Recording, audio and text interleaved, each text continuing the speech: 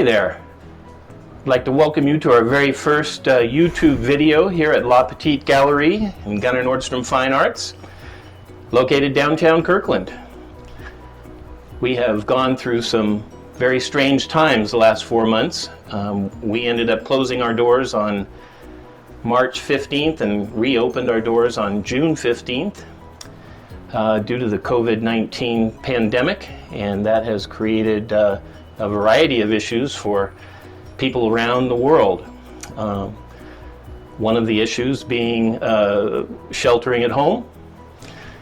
A lot of people still working at home today, and that brings us up to a very timely exhibit. This is our first exhibit since February, and it's called Welcome to the Neighborhood. We're going to be showcasing two artists, Brad Caplis and Mark Skullerud. Both do architectural images, houses, neighborhoods, scenes that are pleasing and enjoyable, and should be a very nice exhibit that will bring a little bit of comfort to our lives.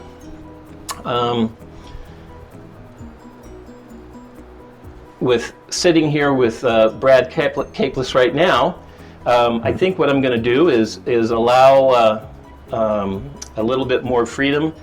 We'll socially distance at 6 feet. I'll take off my mask. You feel comfortable taking off your mask that way, and then we'll do a little bit of an interview? Surely. Okay. Yeah. We'll go ahead and do that. Would you like a cocktail? You want a bottle of beer? I would love that. All right, good. Well, welcome back, Brad. Thank you. Good to be here. Thanks. It's, again, very strange times. What I was saying earlier was that changes come to in a variety of ways. Being able to share your artwork via YouTube when people can't come in. I can only have 4 people in the gallery at the time right now. Yeah. You've got to wear a mask to be here. It makes it very difficult. And so I think this will be a great way to be able to showcase your work. We're also going to go to a 2-month exhibit schedule, and every 2 months we will have 2 artists during that period as well. Yeah. And it'll allow people to have a little more comfort in coming in. Maybe they'll see these YouTube videos as informative and interesting. And certainly we know how well your work shows, and we're going to show a lot of your work after this interview in the video. So, wonderful. So let's get started. Brad, why don't you? You've been with the gallery for 20 years. 20 years. Yeah. 20 years. Yeah. It's a long time. And we love your work. I own several of your paintings myself. Thank you. And I think that everybody who buys a painting of yours feels this great sense of comfort. They feel at home. They're happy. They're just someplace they want to be. Yeah. They're just terrific, whether it's a picnic or a lake scene or a vacation home. So why don't you tell us a little bit about growing up? Where was that? I grew up in Michigan. We moved around a lot. My father was he was a pharmacist. I think he was usually moving to upgrade his area in which he was living in. He was an avid sportsman, fisherman, hunter. So I think each move was a step up in pay for him, but also trying to get to the perfect vacation spot. Okay. We see that in your work. I mean, it's very reflective, whether it's exactly. subconsciously or planned. Yeah. No, I think it's definitely part of the reason that I do it that way. We ended up in a town on Lake Huron called East Tawas. That was the ultimate resort area. The summers there were beautifully chaotic and wonderful. So. Did he work as a pharmacist in that little community, or did he go to a larger city to work? No, he worked there. Okay. Yeah. Well, that's fantastic to be able to grow up in a vacation spot. It was beautiful. From the 3rd grade till 10th grade, that's where we were. So the majority of my childhood was spent in East Tawas, which was pretty fantastic. Oh, that's great. Yeah. So from Michigan, where'd you go? So you went to school on the East Coast. We relocated. My father moved us to Virginia. Okay. And that's where I attended 4-year university there. Okay. Yeah. Did you study art there? I did. Okay, so this goes back a long ways, your artistic My intention experience. wasn't to do that. I was just there to get a bachelor's degree. I didn't really know what I wanted to do. But the art courses were offered and it fulfilled requirements for my degree, so I was extremely pleased by that. By 2.5 years in, I realized I was going to have enough classes if I pushed to have a major as well in studio art, because I was just loving the classes. I was taking them for pure enjoyment. So that's what I did. I decided to do a double major, and I actually had to attend summer school the year, or of my last year, just to fit in all the credits to graduate. Many of us did that, and several of us took it to 5 and 6 years. I just couldn't turn down the art classes. They were great. So it's always been a pure joy. Part of your life as well. Loved it. Yeah. Loved it. I don't know exactly what year you moved out here, but when you moved out here, you have been involved in the art business. Well, you've been involved in it for the 20 years that I've known you. Yeah. I know you're a picture framer. Right. Gallery owner in the past. Yeah. I think that's a very interesting and can be a very healthy advantage to a lot lot of artists is where you, as a gallery owner, can you tell me about being a gallery owner and how that has influenced maybe your work now? I know your wife is an artist. Shannon is an artist as well. Yes. I think owning our own gallery frame shop, mostly frame shop, I think it just cemented the ideas about art that were always already in place. You know, the connection with the person who's going to want to have this piece is vital, is important. So rather than explore different concepts or ideas that just are intriguing me, I always try to have in mind that there would be someone else that I could connect with that may be enjoying this piece. So it's always there as I'm working. Okay. And I think it's very helpful. Now, as a gallery owner, I say this to a lot of my artists, if it ain't broke, don't fix it. Right.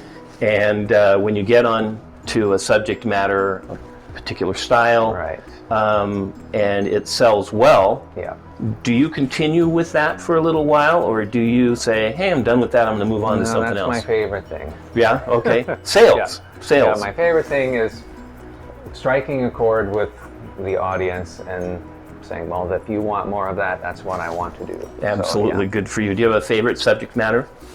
You know, I do love the little neighborhood and the little town paintings. Because you've done still lifes. Yeah. You've done some really kind of semi-abstracts, I've done really brightly portraits, colored interiors, portraits, and I think right now, from owning several of your pieces and being around your work for so long, I think you are at the top of your game right now. These are fantastic. Thank you. And and do you feel the same about your work right now? I enjoy what I'm making. So Good. Yeah, pleased with it. Good. You know, so this show with Mark is called Welcome to the Neighborhood. And even though I titled it, it became this very timely exhibit where the neighborhood has become very integral in everybody's lives. That sense of community now. You know, you don't stray far from home. Right. Do you live in a neighborhood now? We do, yeah. Okay. Yeah, Twin Lakes. Okay. Federal Way. Yeah. And do beautiful. Do you participate with talking over the fence to the neighbors? We do. Block parties at socially distanced cocktail hours? We are avid runners, and we walk our dog 3 to 5 miles every day, so we're always seeing our neighbors. Fantastic. Yeah. You know, going back to where your dad was traveling and you grew up in a vacation spot. So many of your paintings have really revolved around that. I mean, even a vacation neighborhood is a neighborhood. Sure. And did you find it interesting, or did you look forward to seeing because it's a vacation neighborhood, people coming in and every year and every summer and reacquainting all the time.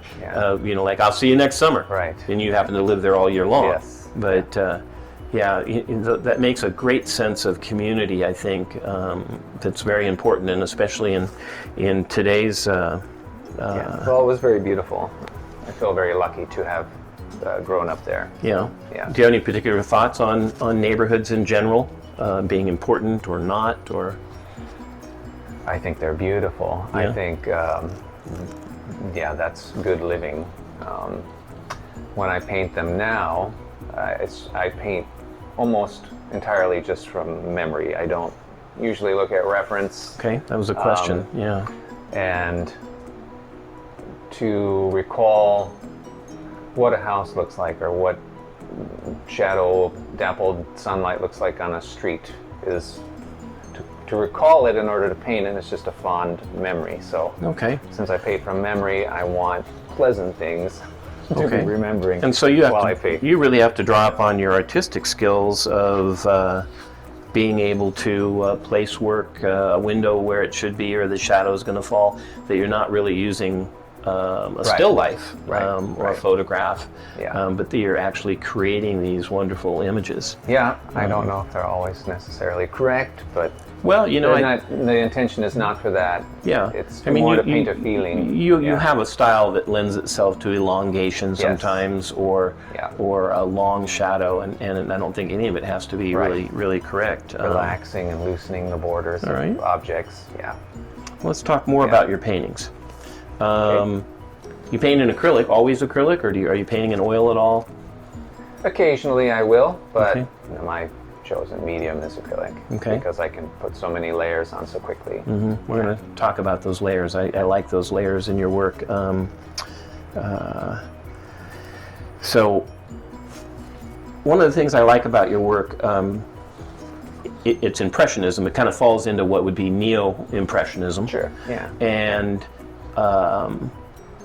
Monet was a favorite of mine. I don't buy a lot of impressionistic paintings. However, I think they're closest to my interest. Seurat, Signac. Signac. I look at his work, and he's been a favorite of mine for a long time, and I see so much of you. He is my favorite. He is. Of all the impressionists, I see very similar. There's nothing wrong with being similar. Right. Those are back in the 1920s and 30s. I appreciate his luminosity, but also the bolder colors usually in his work, as opposed to some of the other impressionists, which became more hazy, and combined colors became less intense. In that neo-impressionism, where Seurat really developed, everybody knows Seurat as a pointillist, taking dots and placing these colors. Right. But Signac would take larger daubs of paint, and then what does he do? Because I think you might do the same thing. I want to know about the color layering on your dots in particular.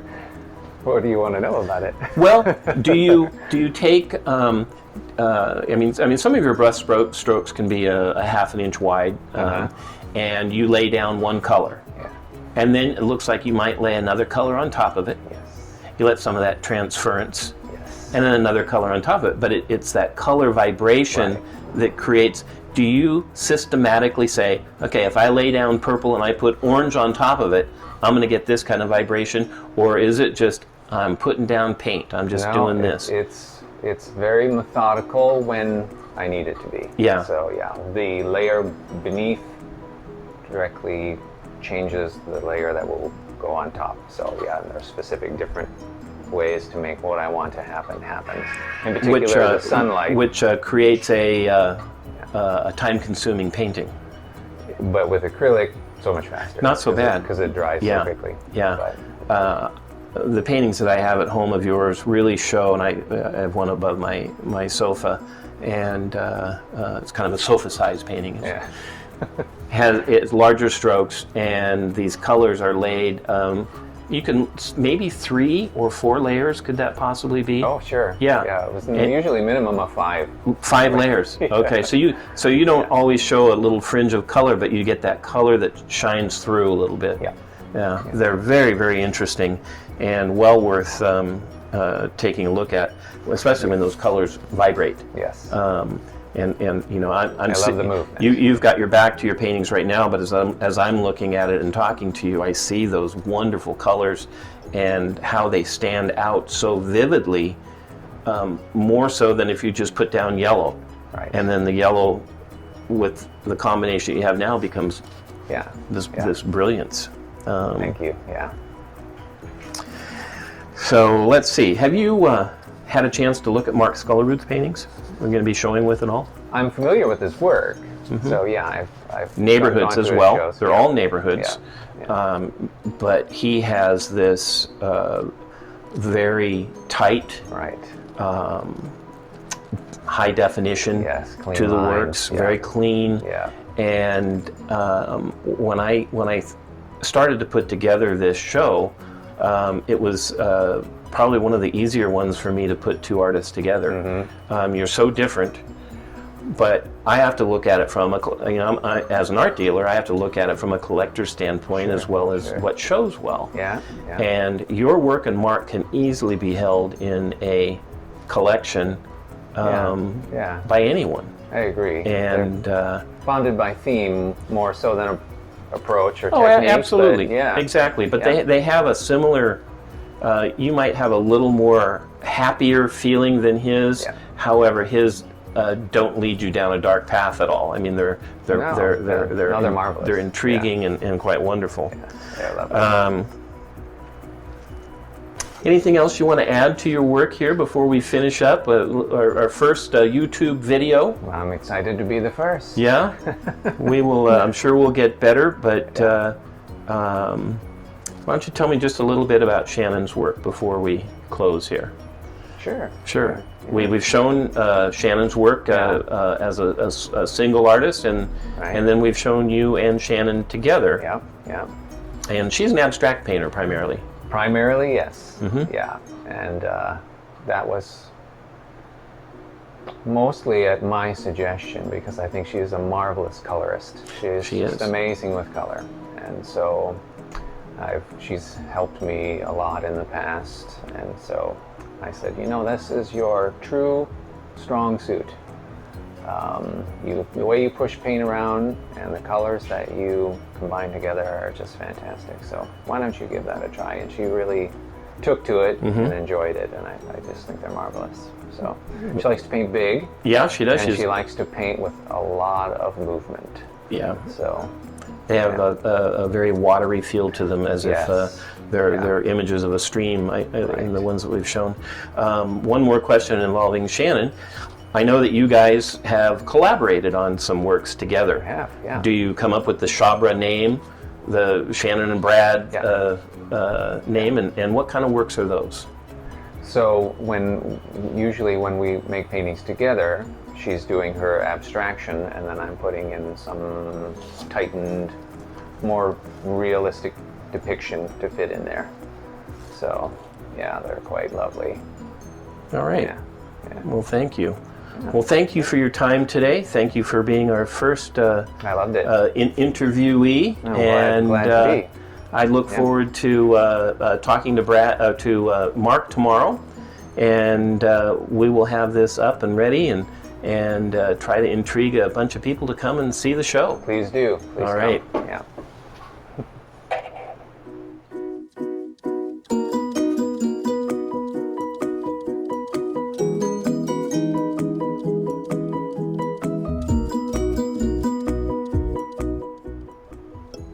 Hi there, and welcome to La Petite Gallery in Gunnar Nordstrom Fine Arts for our second interview today, which is with Mark Skullerud. As you just saw, we had Brad Caplis yesterday, and today Mark Skullerud for our exhibit called Welcome to the Neighborhood. Thanks for coming, Mark. I really appreciate you coming down here. Oh yeah, I'm glad to be here. You know, since it's so difficult during this peculiar time that we're in with forced mask wearing, social distancing, I'm going to let you take off your mask. I'll sit 6 feet away from you, and we'll do a little social distancing and have a good conversation. Is that okay? Sure. Let's go for it. Welcome back, Mark. Thanks for taking off your mask and able to have a little bit easier conversation with you. Thanks for inviting me. Happy to have you. This is going to be a terrific exhibit. Our interview with Brad yesterday was interesting and informative, and I'm sure yours will be just as equally so. So let's get started. Why don't you give us a little bit of a brief history on your background? I'd liked to do art all my life. The very first thing I recall doing is following John Nagy on TV when I was in junior high school and sending in for his booklet and drawing along with John Nagy. Now, who's John Nagy? Well, he was a guy who was on 1950s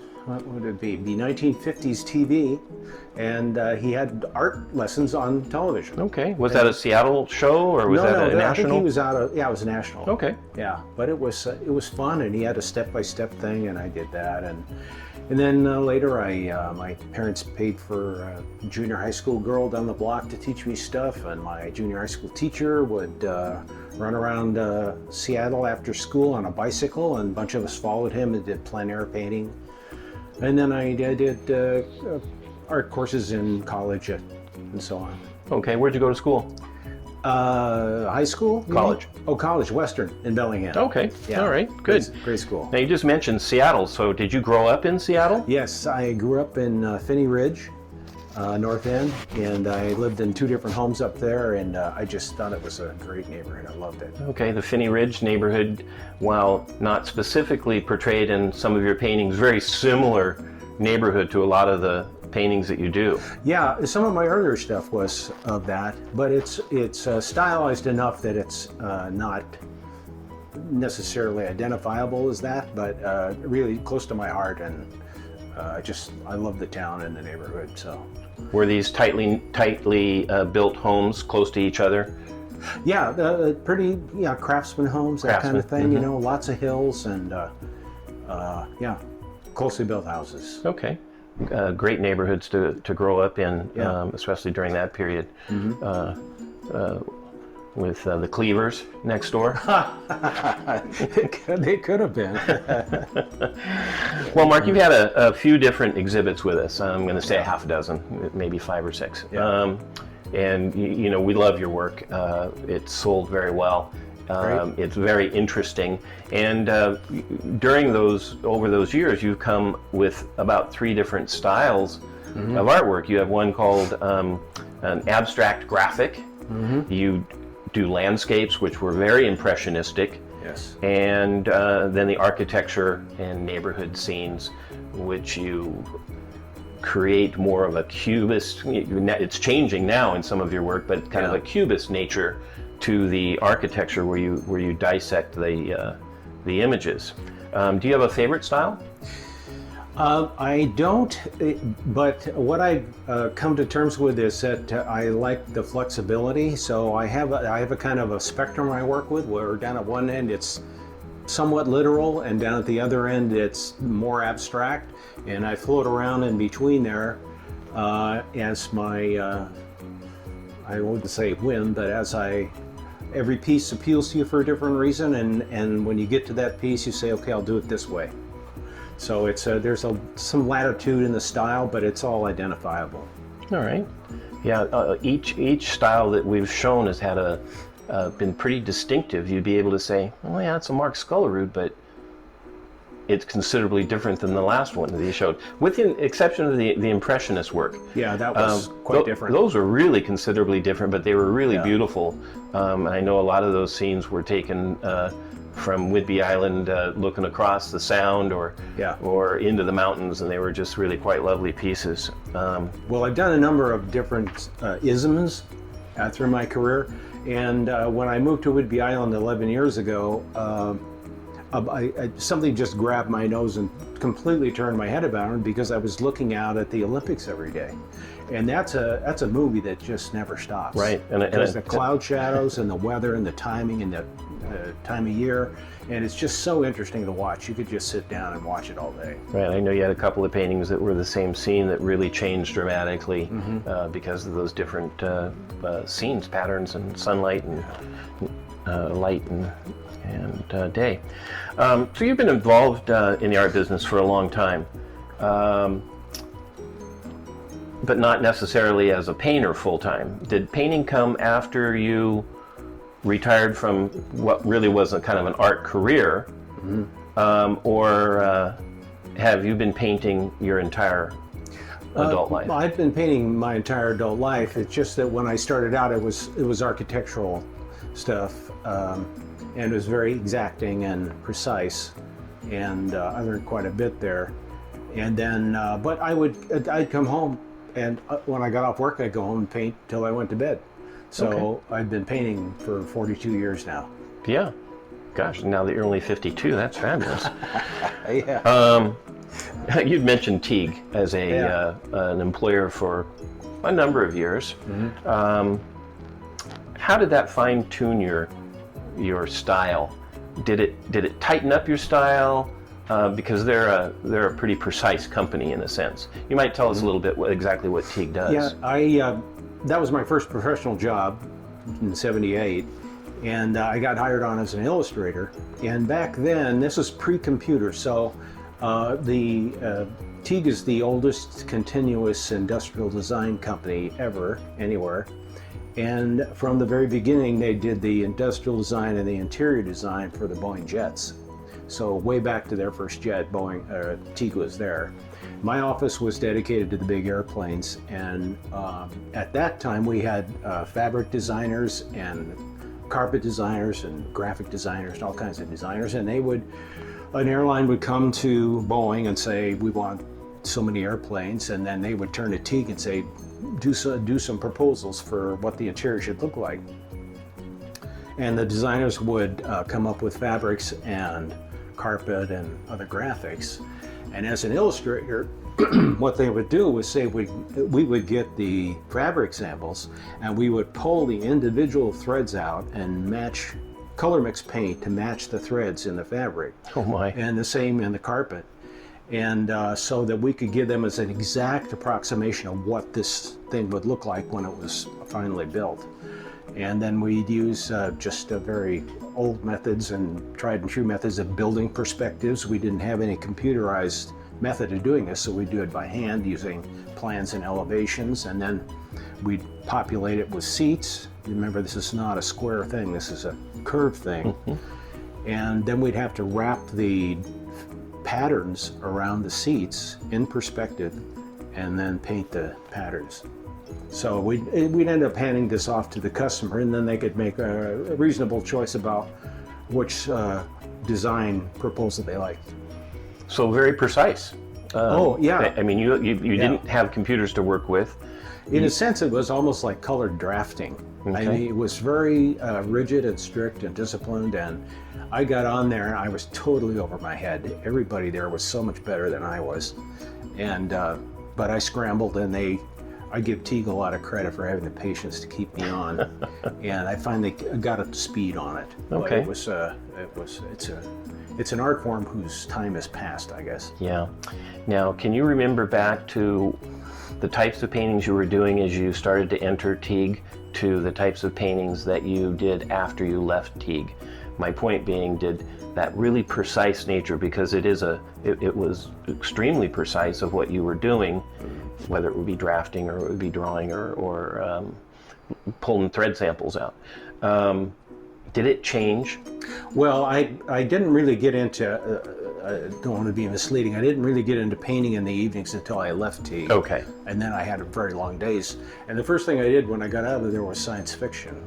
I'd always been interested in that, and the speculative part of it, and look at this wonderful solar system we've got. We're discovering all these moons, and the whole idea of what the future would be like. I've always been interested in that. Okay. So I did science fiction art at that point. We didn't get into this with Brad yesterday, but bringing up part of his childhood, Brad had these youthful images of flying saucers landing in his backyard, and as he became an adult, I wish he'd shared this actually, as he became an adult, he added some of those images into his paintings.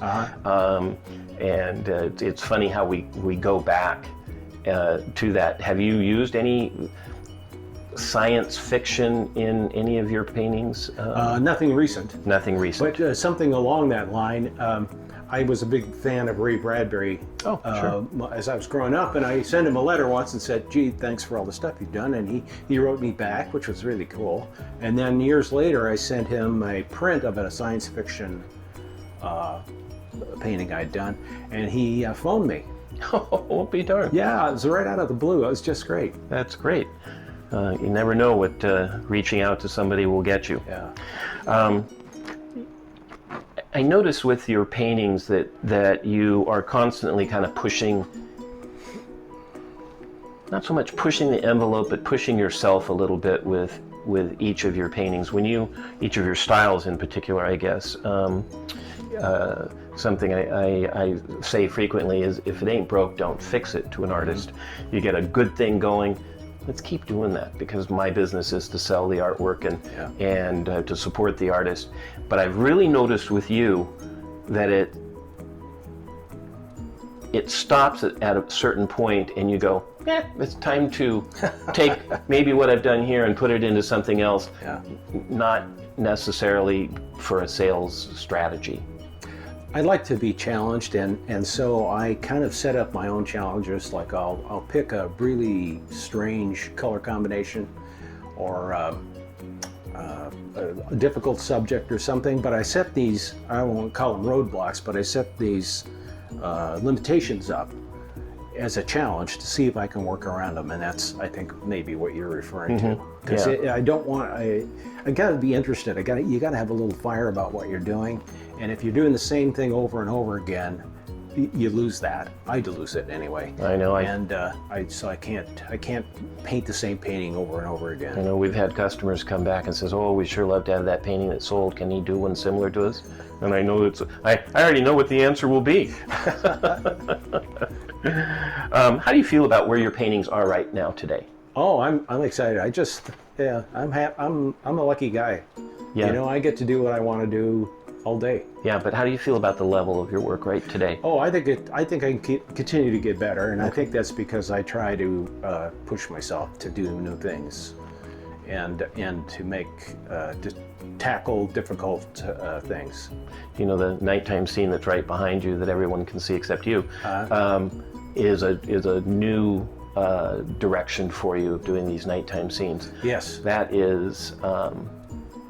Probably my favorite painting. I have to look to see which one. That you have done. Yeah.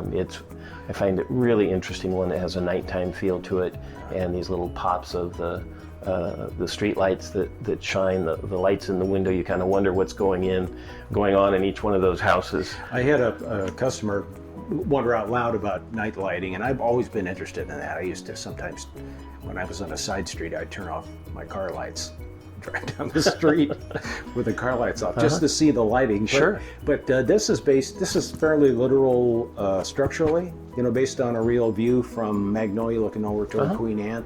But what I had to work from was a daytime photo. So I had to figure out all the lighting in it. In the daytime, you have light from one source. So here, 30 maybe, right, and then the light dies off pretty quickly from the light source because it's not as powerful as the sun, and then there's all the colors of light, and then the angles where some light is under an eave and some light is over an eave. So it was pretty challenging to work that all out. One of the things Brad was saying about his work was that he makes up most of the images just based on past experiences, places he's been, or totally fictitious of these neighborhoods and the houses. He elongates the buildings, where I know that you use specific neighborhoods, but do you take that artistic liberty and go back and start, like with the nighttime scene where you have to completely make up the coloring?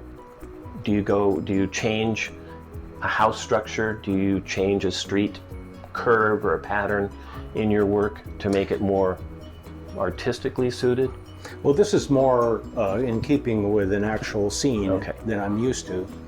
But like I say, I work along that spectrum. So I've done, like some paintings I did of Finney Ridge are very abstract, And I'm going for the flavor, really. You know, a feeling, a flavor that gives you. I've done some fairly abstract stuff, and people will recognize it. They'll say, "Oh yeah, I know where that is." But if you took a photo next to it, it wouldn't look like it. But if you get the flavor right, that's what I'm headed for. Right. Well, that's terrific.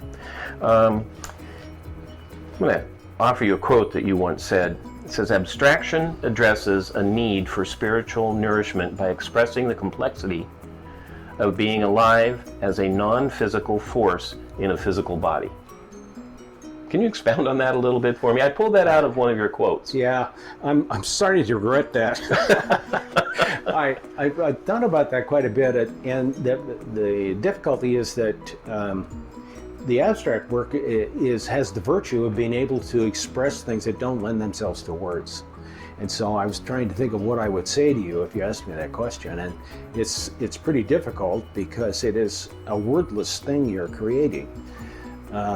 And that's my medium. You know, other people are poets and writers, and they can convey that kind of thing. But the thing is whatever they're talking about is not, the words are not the thing. The words stand for the thing, and it's the same with the painting. It stands for something. Numinous, you know, there's a spiritual aspect which is closely related to emotion that everyday life has. And there's some nourishment for the creator of the artwork, but also for the viewer. And I think one of the virtues that an abstract painting has is that you, as opposed to a more literal painting, if you take it like a boat, you know, hang it on the wall, and after a while you pretty much got it. You know what it is, you know what it looks like. And an abstract painting, you never get your arms all the way around it. So in the sense, it keeps giving to you because you keep working with it and engaging with it. And so that's a virtue that abstract painting has a lot of more realistic paintings don't have. Very good. I'll accept that. I wanted to challenge you on that question, so you did a great job. Thank you. You know, this exhibit is called Welcome to the Neighborhood. And while I titled this exhibit many months ago, it's become very timely because of what we've gone through. We sheltered at home for 3 months. People are still home working, revisiting neighborhoods. They are reacquainting themselves with family. They're working in the yard. They're talking over the fence to the neighbors. It has become something really quite significant. Did you do a painting in particular, maybe one of your last paintings that related to the pandemic or this particular situation that we are in? Can you tell us a little bit about that? Yes, it's called "We Stand in Our Doorways and Sing," and it was an abstract neighborhood at night. I started out as one of these nighttime scenes. Excuse me, and with different colors of lights and so on in streets and houses. And then the COVID business happened, and I read about the Greeks and the Italians and maybe even the French would, at night at a certain time, would stand in their balconies and applaud and sing, signal their appreciation to the healthcare workers that were sacrificing themselves. So I was not through this painting, so I took this painting and I opened half the doorways in these buildings, and I put people in there. They're silhouetted for the most part. And then to follow up on this almost contradiction that we're in this together and yet we're all separated. It's a kind of an odd balance, you know. So half the doorways are open with people in them, and the other half are closed to recognize the people who passed away. Oh, very interesting. I find it fascinating that you started a particular painting and then world events changed your direction. Maybe not your direction in the painting, but definitely some of the subject matter in the painting. Yeah. I think that's very thoughtful and makes that painting pretty significant, and it's a painting that we used on the postcard that I like very, very much. Yeah. Do you live in a neighborhood? Yeah. I know you live on a big old island.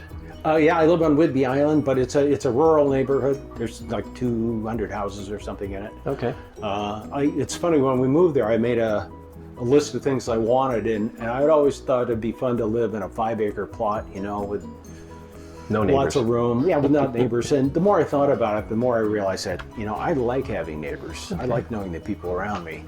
And so I've lived in neighborhoods all my life and enjoyed everyone.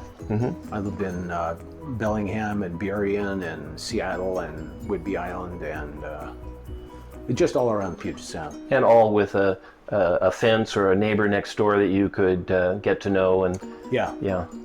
Do you do any, in today's particular, the COVID-19 situation where we're keeping social distancing, are you gathering in the neighborhood at all, having a cocktail party or people in the driveway? Are you doing anything significant at all? I am not. My wife is, I'm on the list of people who should not get near this disease. But my wife walks around the neighborhood with friends, and they all keep their distance. Okay. And in fact, she sells flowers out in front of our house. She's an amazing gardener, and she has a voluntary flower cart out in front of the house. And people take stuff and leave money. Yeah. Yeah. What a nice exchange. We don't have any gatherings. Yeah. We do Zoom meetings and stuff. Yeah. Okay. A lot of your paintings are from the Seattle area, as we've gone through. I think there's been a few of Whidbey Island as well. Do you have any plans of doing other locations, expanding that a little bit? Kirkland in particular, Redmond, Bellevue? Well, yeah, I do. Okay. I haven't. I will do something at Kirkland. I haven't yet, but I'm working on an old theater in Port Townsend. Okay. 3-story old wooden thing, 1897, I believe it was built. And they're doing a Fund Me campaign, to restore it. But just is such an interesting little old theater, and it's up the hill from Water Street. It's called the Uptown Theater, and so I'm working on that right now. Just an interesting piece of old architecture. Now we have a study for that. Yes. Now, as you do a study for each one of these little paintings, it's an 8x10 study for the larger works. So we do have a study of that in this exhibit, don't we? And that's also part of this night lighting series that I'm working on. So I took a daytime photo and used that as a basis for it, but I had to create my own lighting in it. Okay, great. Let's go back a ways. Okay. You were a member of the Dharmic Engineers. Yeah. What the heck were the Dharmic Engineers? Can you tell me a little bit about that? That was a group I ran into. I was selling art at science fiction conventions years ago. Okay. And I ran into the 3 guys who were the major players in that, who originated at Ray Pelly and Milo Duke and Rob Schouten. Ray Pelly shows here at your gallery. Milo we've shown also in the past. Okay. And then I even had one of Rob's paintings at one time or another. Yeah, Rob's got his own gallery in Langley. Now. Yeah, he does really well. He's quite an artist. He needs more hairs in his paintbrush, I think. He's tight. He paints very detailed stuff. But that's wonderful. And anyway, we decided we'd do some stuff together. And it's the only art group I've ever joined. And we were together maybe a year, a little more than that, and showed at different places. But the Dharmic Engineers was basically about East meets West. And so a lot of kind of literal, scientific, fact-based Western stuff comes up with the more loosey-goosey kind of Eastern stuff, and that's spawned all kinds of images about religious kind of connotations and mythology and things like that. Were these collaborative works? Did you work on the same piece, or everybody did their own thing? The guys might have worked on something collaboratively. Okay. I had one experience where I did a collaborative work with a friend of mine not too many years ago, who's an artist, and we decided we'd do a drawing together. And it was really a kind of culture shock, frankly. It was not easy because we had to set up rules. We did this several times, and we created different rules. Say, okay, you work on it this long, do this kind of stuff. And I got it, so I get the drawing back from him, and I think, whoa, what happened? And because it was totally unexpected what had happened to the drawing I was working on. Now there was all this other stuff, and so I tried to work with it. But I realized that an artist is kind of a despot.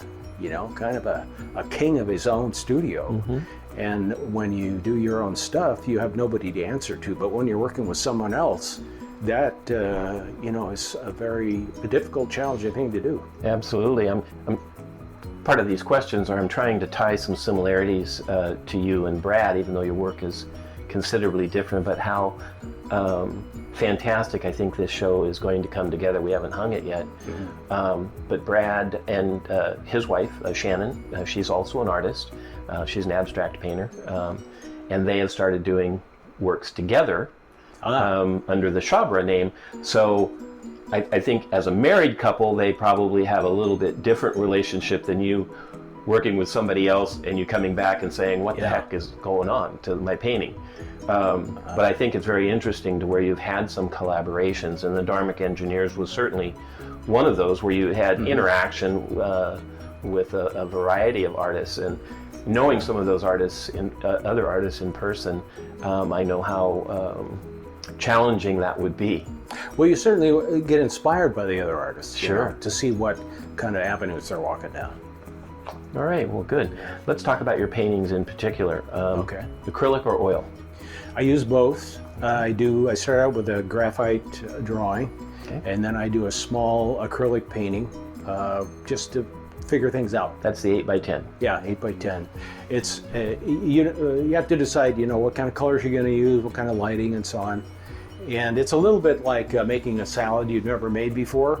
You think, okay, gee, well, oranges work in that, and so you put oranges in there, and you don't know if it's any good until you do it. So sometimes I'll do more than one study. I've done as many as 7 studies, but more likely, most of the time, I do 1 or 2. And then the little painting goes to the larger painting, and it changes a bit at each step.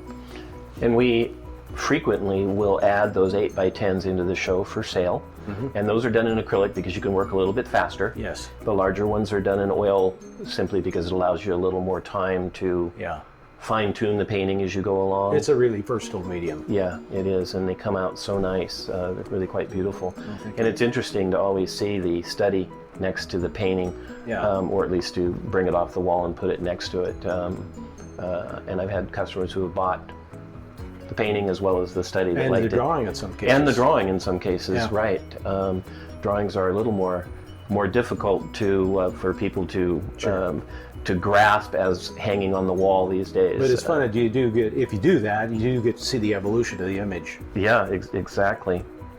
Where a lot of your works have kind of fallen into this cubist style. I call it cubism.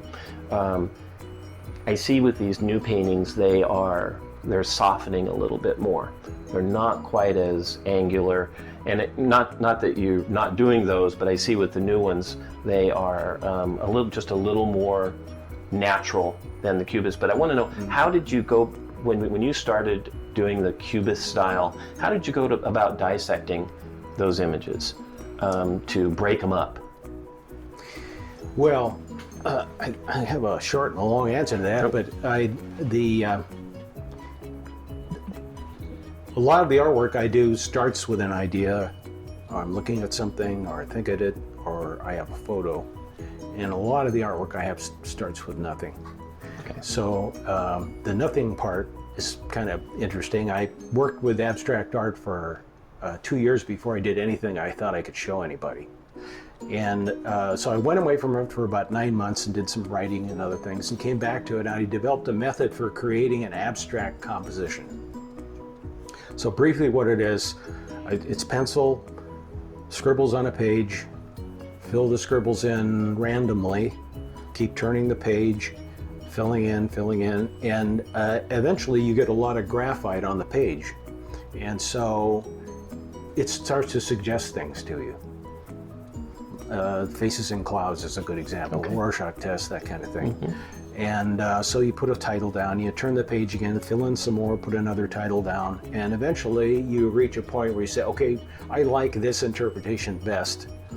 You stay with it, and you define it a bit more, and that's where an abstract graphic thing comes in. Exactly. So it's a process where it's a process of discovery. You don't start with an idea or a picture or a thing. You start with nothing. and you discover what's on the page. That's about half the artwork. The rest of it I do from an existing image or a thing. Very, very. Does that answer your question? It does. That's very good. Thank you. Your paintings are pretty exact. On at least other than the impressionistic works, which are actually exact too, but in a different way. Do you use frisket paper, or do you use tape on them, or you just have an amazingly steady hand? My hand has not gotten any steadier, but what I learned from when I was doing the aircraft illustrations was there's a thing called a bridge, which is it's a straight edge that has feet on either end and stands outside the painting. Oh. So you rest your arm on it like a pawl, I think it's called. Yeah, sign painters used to use that quite a bit. Yeah, but it not only supports your hand, it gives you an edge to draw a brush along. So I can get very sharp edges, straight edges, by drawing it along the edge of the bridge. So that's where, and sometimes I'll use tape, but for the most part, I created my own tools actually for the larger paintings where I can change the angle, and if I need a straight edge, I can drag it along the straight edge. Every artist has their own secrets that they use, and I'm just trying to pry the best I can. Have you had a chance to look at Brad's work in the past? Yeah, I did. I looked on the website, and the one it makes me smile. The one I like best was called Dream Spot. You recall that one? I do. Yeah, it's a very tall hill with a trailer on top. And you can't help but smile when you look at it, because there's no room for any other trailer up there. It's the whole hill, and he's got this wonderful stylized surrounding in it. Right. And then he does a lot of settings. His artwork it invites you in. It's very inviting. It's just come on in and sit down and enjoy this. Absolutely. And so I do. And I mean this in a good way. It's like putting on an old pair of shoes. It's very comfortable, and it feels like you belong there. And so I'm attracted to that. Yeah, I think that's one of the things that drew me to both you and Brad for putting together this show, is that it does invite you in. That invites me down that road into a neighborhood that I've been. It invites me, the new painting of We Stand and Sing, invites me into the home almost. Brad's have a very playful, more whimsical side, but the work together, I think, are just terrific. And one of the things I want to do is to encourage my collectors to buy one of each and have them in a collection. I mean, it's not about sales, it's about putting together a collection. And these works are absolutely fantastic together. Oh, thank you. I would like to add that as far as inviting you in, one thing I found that works really well is to have a harmonious color palette. Yes. I often will restrict myself to 3 to 5 colors. Oh, okay. And not in this painting, but in others. And if you've done some good color choices, there's a harmony there that is inviting. One of the things I like about your paintings, when I would take I'll frequently take a close-up picture, and I'll take just a section of a neighborhood that shows the street going up another street, and then the houses, and that's all you see. And the color palette there it's so soft and so nice. It's not monochromatic in any way, but they all have a very similar intensity, and it just goes so well together. I love those little close-ups that we do. So is there anything else you'd like to say about your work, about the show in general, about COVID-19, about life other than politics? Well, I would like to say I'm very grateful to you for having the show, and for all the people who put up with me during my art career and let me learn. I just feel really fortunate that I can do something that has given a lot of meaning to my life. There's a little different experience between being a painter and being a viewer. And as a painter, I just feel tremendously fortunate to be able to do this. And I hope that other people will feel invited into the paintings, both of ours. I am sure they will. And as I mentioned in Brad's interview, we are going to go to a 2-month exhibit schedule until further notice, until we can figure out really what to do. We're only allowed 4 people at a time in the gallery. We can't have an opening party. It's not one that you want to be at with a bunch of people around anyway. And so 2 months should give some comfort to people to come in. We have some older paintings here as well that we'll put up when we sell them, and it'll give a chance to always have a full wall and available work, and this goes through September 9th. So Mark, thank you very much for coming out today. Appreciate the drive and the ferry ride down from Whidbey, and we look forward to seeing your work up on the wall in the next day or so. Great. Thank you, Connor.